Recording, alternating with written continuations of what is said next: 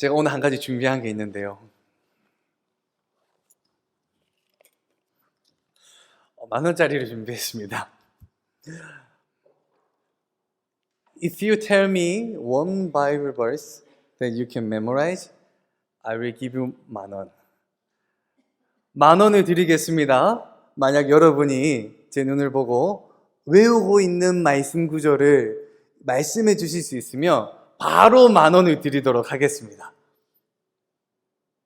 10,000원에는 별로 반응이 없으시네요. 물가가 올라서 50,000원으로 올려야 되나?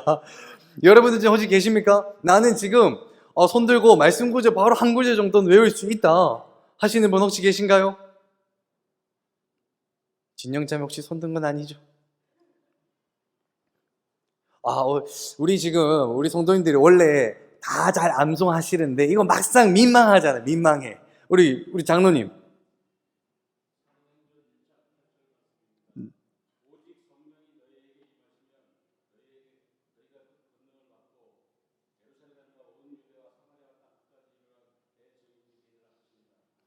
아멘. 우리 박수 한번 주세요. 이야, 대단하십니다. 장로님, 10,000원 받아가세요. 받아가세요.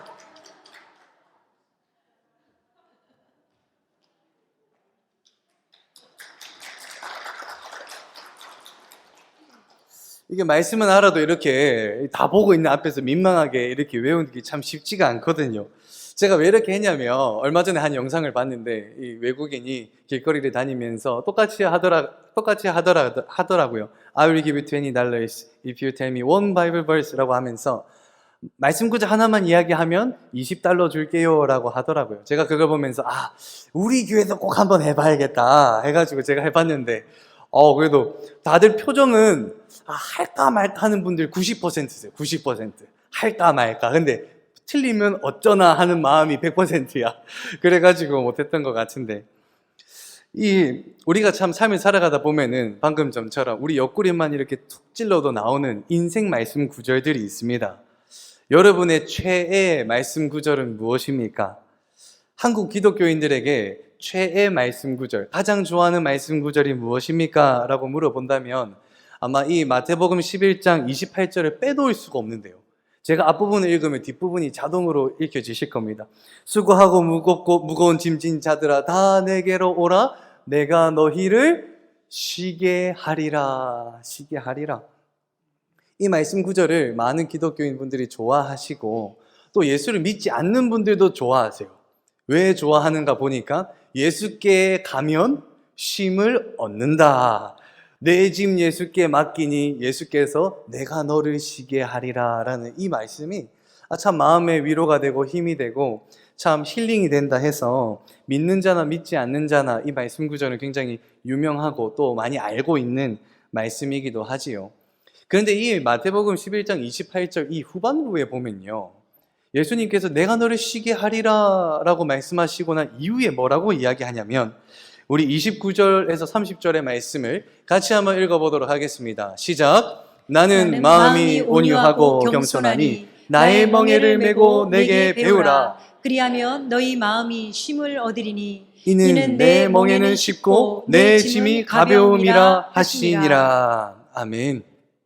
예수님은요, 우리들에게 무거운 짐진 자들아 다 내게로 오라 내가 너를 쉬게 하리라 라고 말씀하시면서 너희가 메고 있는 짐, 너희가 메고 있는 멍에는 다 벗어버리라 라고 말씀하시면서 그 모든 것 다 벗어버리고 이제는 예수라는 멍에를 메고 나아가라 라고 말씀하십니다. 모든 멍에를 벗어버리고 예수라는 멍에만 메고 나아갈 것을 명하시는데요. 삶을 살아가다 보면 다양한 멍에가 있습니다. 직장이라는 멍에가 있고 건강이라는 멍에가 있고 또 가정이라는 멍에가 있듯이 우리의 삶 가운데는 이런 우리의 어깨를 짓누르는 다양한 멍에들이 존재합니다. 성공이라는 멍에를 맨 사람은요, 좋은 성과를 내기 위해서 끊임없이 노력하고요. 또 가정이라는 멍에를 맨 사람은 또 그 가정이 화목해지기 위해서 최선을 다합니다. 우리는 각자 처해진 상황에서 각자가 원하는 멍에를 메고 하루하루를 살아가게 됩니다. 그렇게 우리는 수많은 멍에들을 지고 하루하루를 살아가다가 주일날이 돼서 교회에 나와서 예배 드릴 때면 이 예수라는 멍에도 짊어지고 살아가기를 원합니다. 그런데 예수님께서 오늘 뭐라고 말씀하십니까? 세상으로부터 가지고 온 그 모든 멍에는 다 벗어버리라. 다 벗어버리고 오직 누구의 멍에만 메고 나아가라? 예수 그리스도. 세상의 멍에와 예수의 멍에도 메고 살아가는 것이 아닌 세상의 멍에는 버려버리고 예수의 멍에만 짊어지고 살아가시기를 주님의 이름으로 축원합니다. 오늘 본문은요, 이 예수님께서 이스라엘의 가장 중심이 되는 또 하나님의 성전이 있는 예루살렘으로 입성하시는 장면에 대해서 다루고 있습니다. 이 본문에서는 이 예수님의 멍에만 메고 있는 두 그룹이 등장하는데요. 이 두 그룹은 각각의 특징들을 가지고 있습니다. 오늘은 이 두 그룹이 가지는 특징들에 대해서 집중하여 깊은 묵상을 나누고자 합니다. 첫 번째, 예수의 멍에를 짊어진 첫 번째 사람들로 명령한 대로 순종한 제자들이 있었습니다. 명령한 대로 순종한 제자들이 있었습니다. 오늘 본문 말씀 1절에서 3절까지의 말씀을 우리 같이 한번 큰 목소리로 읽어보도록 하겠습니다. 시작. 그들이 예루살렘에 가까이 가서 감람산 베베가에 이르렀을 때에 이르시되 너희는 맞은편 마을로 가라. 그리하면 곧 메인 나귀와 나귀 새끼가 함께 있는 것을 보리니 풀어 내게로 끌고 오라. 만일 누가 무슨 말을 하거든 주가 쓰시겠다 하라. 그리하면 즉시 보내리라 하시리니. 예수님께서 이 예루살렘에 다 다가왔을 때에 두 제자들로 하여금 맞은편 마을로 가서 나귀를 구해 오너라 라고 명령하시는데요. 이 예수님께서는 제자들을 명령하실 때 나귀를 데려오라 라고 부드럽게 이야기하지 않으십니다. 3절에 뭐라고 2절에 뭐라고 이야기를 하냐면 내게로 그 나귀를 끌고 오라 라고 명령하십니다. 끌고 오라, 데려오라와 끌고 오라는 명확한 차이가 있습니다. 끌고 오라는 것은 강압적인 명령문 동사가 사용돼 가지고 반드시 수행해야 되는, 반드시 이들을 끌고서라도 오라라는 예수님의 강한 의지가 담겨 있는 명령인 거죠. 그렇게 해서 이 제자들이 예수님의 그 강한 명령을 듣고 순종해서 맞은편 마을로 가게 됩니다. 그런데 이 제자들이 한 가지 문제가 있었어요. 이 제자들은 예루살렘에 살았던 사람들이 아니었기 때문에 예루살렘에 아는 사람도 없고, 그렇다고 직위가 높아서 직위를 이용해서 나귀를 빌릴 수 있는 신분도 아니었고, 그렇다고 돈이 있어가지고 나귀를 사서 올 수 있는 상황도 아니었습니다. 이렇게 이 제자들은 어떻게 나귀를 구해올까 방법도 세우지 않고 그냥 예수님이 명령하신 대로 무작정 그 마을로 들어가게 되었죠. 그렇게 해서 나귀와 나귀 새끼를 발견하게 되고, 그렇게 해서 고삐를 풀고 있는데 누가복음 19장 33절에 그 주인이 이렇게 이야기합니다. 제자들이 나귀 새끼를 풀 때에 그 임자들이 이르되 어찌하여 나귀 새끼를 푸느냐? 제자들이 지금 나귀 새끼의 그 줄을 풀고 있는데 그의 주인이 나타나서 이르되 어찌하여 너희가 너희 것도 아닌데 왜 나귀 새끼를 푸느냐? 왜 가져가려고 하느냐? 라고 물어봅니다. 근데 여기서 이 제자들의 반응이 굉장히 중요한데요. 이 제자들이 뭐라고 대답을 했는가? 34절 우리 같이 한번 읽어보겠습니다. 시작. 대답하되 주께서 쓰시겠다 하고. 주께서 쓰시겠다. 이것이 왜 놀라운 대답이냐면요, 만약 저가 똑같은 그런 상황이었다면은 예수님이 나귀를 좀 데려오너라 해가지고 나귀를 풀고 있는데 주인이 왜 내 나귀를 가져갑니까? 라고 물어본다면 제 성격상으로는 이렇게 얘기했을 것 같아요.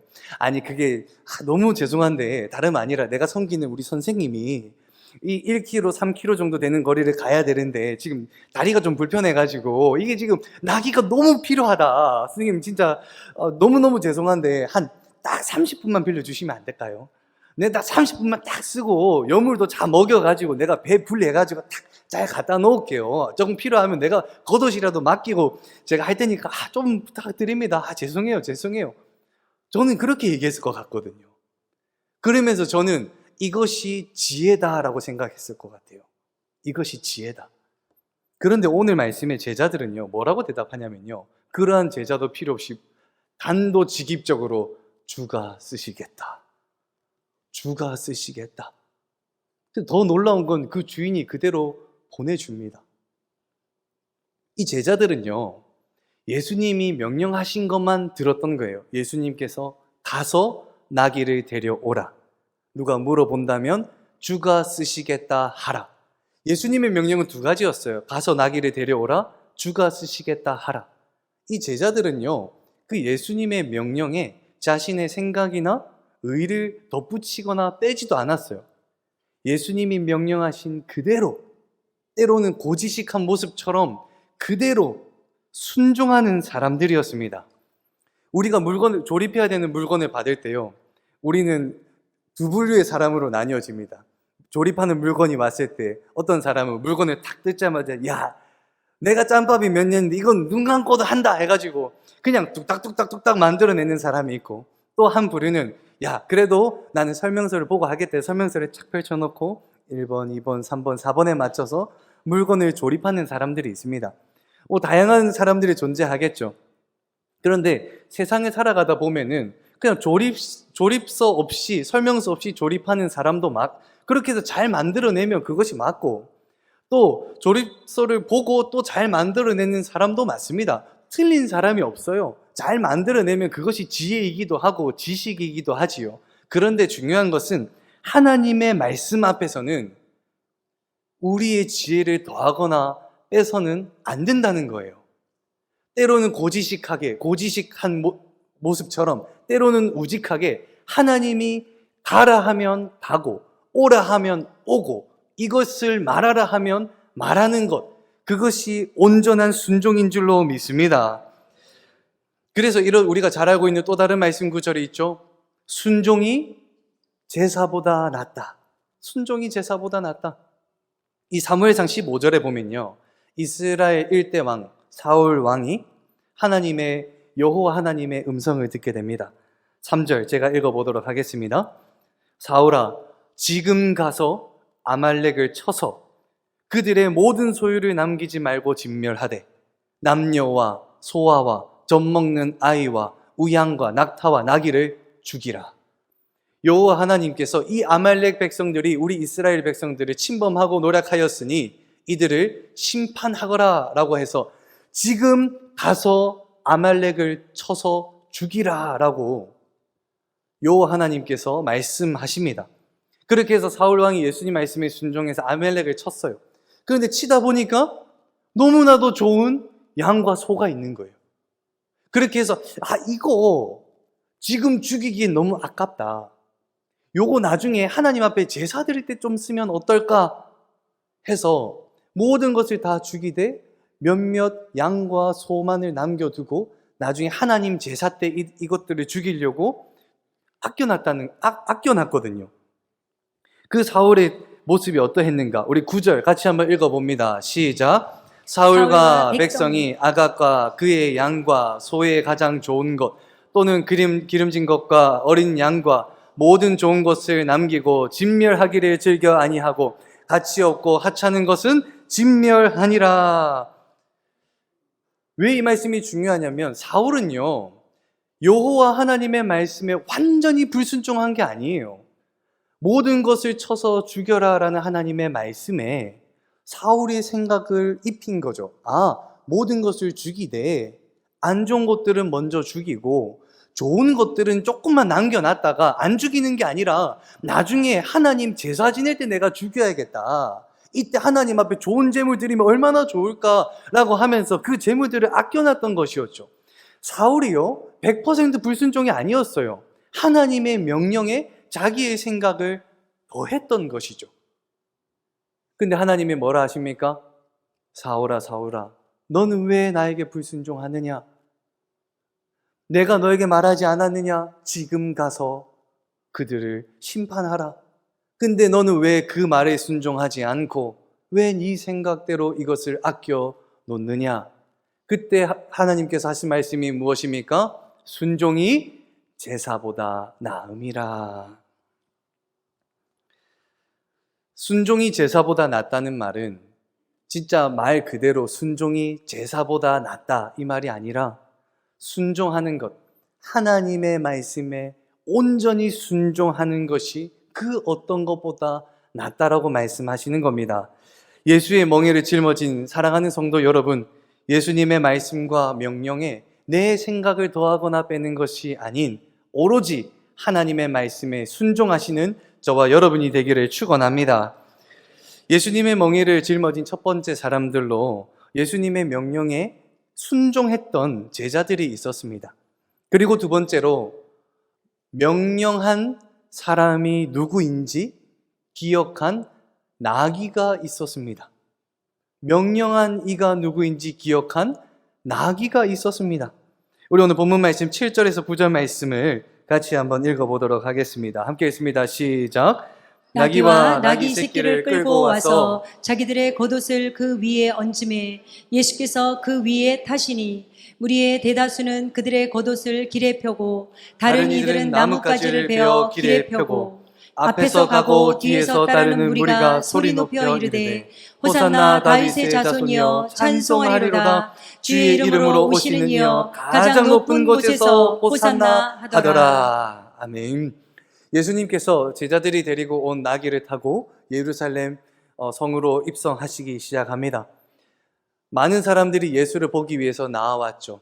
나올 때 자신의 겉옷을 벗어서 예수가 걸어가는 그 길에 깔고 종려나무가지에 그 나뭇가지를 꺾고 손을 흔들면서 호산나 호산나 호산나 호산나 나를 구원하여 주소서라고 외치게 됩니다.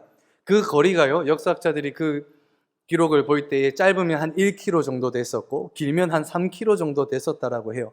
이 예수님이 예루살렘으로 들어오는 그 길에 많은 사람들이 그 길로 나와서 예수를 환영했을 것이고 그 예수는 그 예루살렘에서도 오늘날로 치면 유명한 셀럽, 유명한 스타로 취급을 받으면서 대우를 받으면서 예루살렘에 입성하기 시작을 했는데 우리가 여기서 집중해 볼 것은 예수님이 입성하실 때 예수님이 타셨던 나귀에 집중해 보려고 합니다.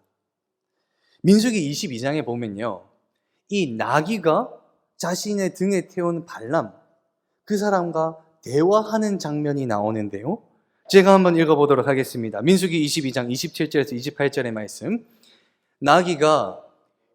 제가 읽어보도록 하겠습니다. 나귀가 여호와의 사자를 보고 발람 밑에 엎드리니.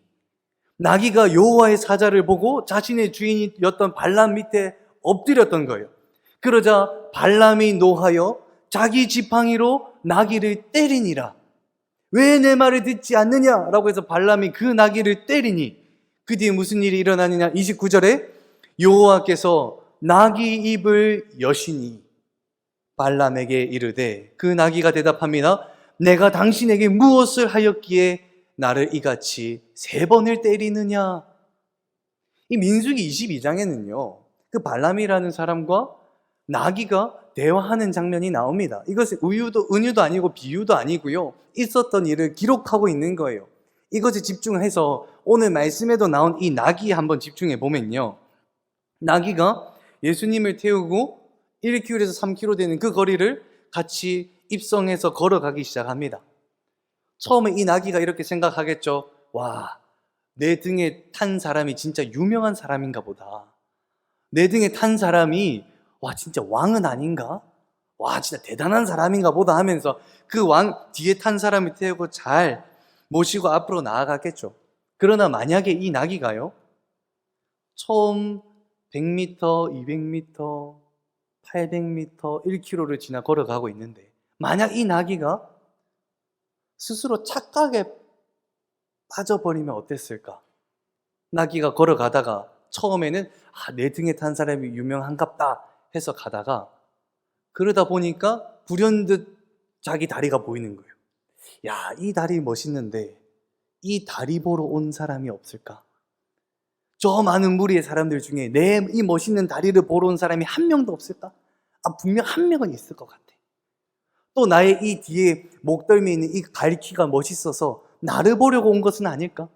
만약에 이 나귀가요, 처음에 그 의도와는 달리 나중에 자신의 모습을 보면서 내가 잘해서 이 무리가 이렇게 환호하는 것이 아닐까라고 착각에 빠져버려가지고, 만약 자신의 모습을 더 보여주기 위해서 앞다리를 들어버리면 어떤 일이 일어나게 됩니까?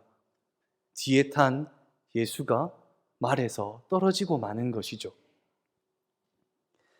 이 예수라는 멍에를 짊어지고 갈 때 우리가 반드시 기억해야 되는 건요, 우리 뒤에 예수 그리스도가 계시다는 사실을 반드시 기억해야 될 줄로 믿습니다. 우리 뒤에 예수 그리스도가 계시다, 내 속에 예수 그리스도가 계시다, 내 삶을 예수 그리스도가 주관하여 주고 계신다라는 이 사실을요, 잊어버리게 되면요, 예수님이 앉으셔야 될 그 자리에 내가 앉게 되고 하나님의 의가 아닌 나의 의가 나타나게 됩니다. 생명의 삶을 지금 새벽기도마다 묵상을 하고 있는데요, 이 시편의 말씀, 특히 50편의 말씀을 계속 묵상하고 있는데, 이 다윗의 기도를 들어보면 굉장히 독특한 부분을 발견할 수 있는데, 시편 59편 10절에 보면은 다윗이 이렇게 기도합니다. 나의 원수가 보응받는 것을 내가 보게 하소서. 나의 원수가 하나님 앞에 심판받는 것을 내가 보게 하소서라고 이야기합니다. 근데 왜 이게 독특한 기도냐면요, 우리는 기도할 때 어떻게 기도하는 줄 아세요? 하나님, 나에게 힘 주셔서 이 문제를 해결하게 하옵소서. 하나님, 나에게 능력 주셔서 이 일을 해결할 수 있게 하여 주옵소서라고 우리는 기도합니다. 근데 다윗은 뭐라고 기도하는 줄 아세요? 하나님이 일하여 주옵소서. 하나님이 일하시고 하나님이 해결하시고 하나님이 심판하여 주시고 나는 그 일을 보게 하소서. 이것이 예수라는 멍에를 짊어지고 살아가는 사람의 기도인 줄로 믿습니다. 최근 제가 미주 다니엘 기도회에 나온 그 영화배우 오윤아 집사님의 간증을 듣게 되었는데요. 편스토랑 TV를 보신 분들은 아실 겁니다. 이 오윤아 집사님이 이제 발달 장애가 있는 아들을 데리고 있어요. 그렇게 해서 이 편스토랑을 하면서 그 아들과 함께 이제 편스토랑에 출연을 하고 그 아이가 성장하는 과정을 함께 담아가는 걸 보여주고 참 감동의 메시지들을 참 많이 줬었는데요. 왜 이분의 간증이 참 저에게는 참 와닿냐면은, 제가 서울에 와가지고 처음 사역을 할 때 제 부서에 미니가 있었거든요. 그 미니가 있어가지고 같이 예배는 못 드려도 한켠에 예배당에서 예배가 끝나고 난 이후에 가서 기도해주고, 그렇게 해서 항상 그 미니를 챙겨주는 선생님도 따로 계시고 해가지고 그렇게 시간을 지냈는데, 그렇게 TV에 나와서 이렇게 하는 걸 보니까 참 잔잔한 감동이 되기도 하고 여운을 주기도 하고, 또 그리고 그 오윤아 집사님의 심정이 이해가 가더라고요. 그 오윤아 집사님이 그 간증에 나와서 뭐라고 얘기를 했냐면, 그 간증 중에 이제 한 부분입니다. 요즘에 방송 일이 많아서 참 바쁩니다. 일이 많다는 것은 그만큼 참 바쁘게 일을 하고 연예계를 한다는 것, 또 돈도 많이 벌기 때문에 참 좋은 일이지요. 그런데 아무래도 연예인으로 활동을 하다 보니 사람들의 스포트라이트를 받게 되고 주목을 받게 되다 보니까 제가 연예인병에 빠지게 되더라고요. 연예인병에 빠지게 되다 보니까 정말 말도 안 되는 실수를 하게 될 때도 있고, 또 어느새 내 자신을 보니까 내 삶에 있는 하나님 자리에 제가 앉아 있는 것을 발견하게 됩니다. 이 연예인이라는 삶을 살아가다 보면서 이렇게 연예인병에 걸려서 내 자신이 높아지는 경우를 허다하게 경험하게 됩니다. 그런데 하나님께서는 이런 저를 겸손하게 하기 위해서 아들 미니를 보내주신 것 같아요. 연예인이라서 목이 뻣뻣하게 다닐 수 있지만 아들 미니 때문에 사람들한테 계속 죄송하다라고 이야기해야 되고 미안하다라고 이야기를 해야 되고, 또 때로는 죄송하다라고 해서 고개를 숙이며 사과해야 될 때가 있습니다. 하나님께서는 저를 연예인으로 사용하시면서 연예인병에 걸리지 않도록 하기 위해서 선물 아들 미니를 보내주신 것 같습니다. 이 간증이 잔잔한 울림이 되더라고요. 오늘 말씀이 이 집사님의 간증과도 동일합니다. 사람들로부터 스포트라이트를 받고 사업에서 성공해서 사람들의 존경을 받고 가정의 화목을 이루고 자녀들이 모두가 다 잘 되고, 그런데요, 이러한 축복들 가운데 우리가 반드시 기억해야 되는 것은 우리가 한 일이 아닌 하나님께서 하셨다는 사실을 반드시 기억하고 명심하는 여러분 되기를 주님의 이름으로 축원합니다.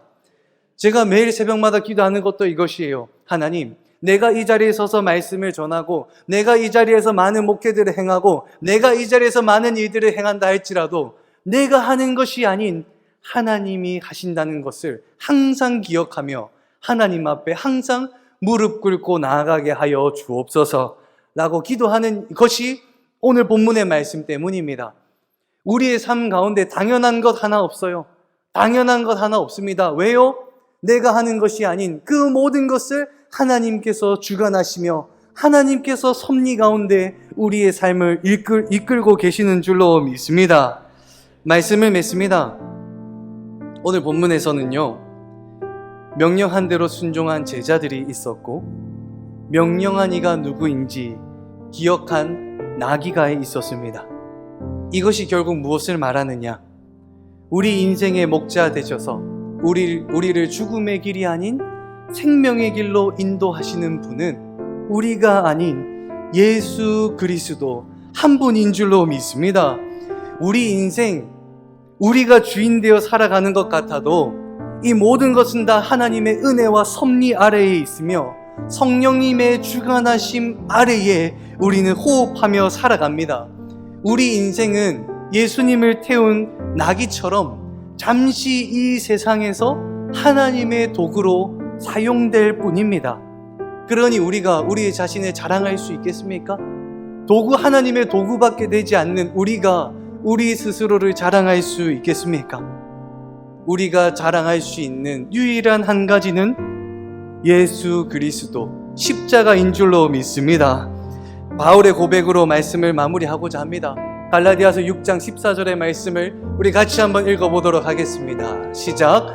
그러나 내게는 우리 주 예수 그리스도의 십자가 외에 결코 자랑할 것이 없으니, 예수 그리스도의 십자가만 자랑하시는 저와 여러분이 되기를 주님의 이름으로 축원합니다.